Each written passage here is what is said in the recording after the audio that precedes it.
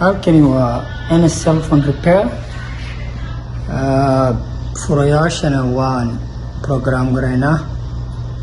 Cellphonada screenkooda iyo coverkooda waa sameynaa.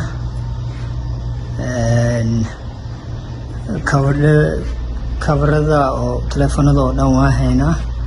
halkan waa meesha aan ku sameyno cellphonada noocay rabaan ha aadaan S22, S23, 24, iPhone 15.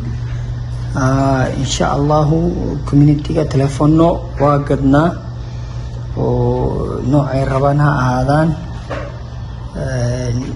waxaan ku naalaa 12990 50 Street Edmonton, kasoo horjeedka Tim Hortonka 50ga.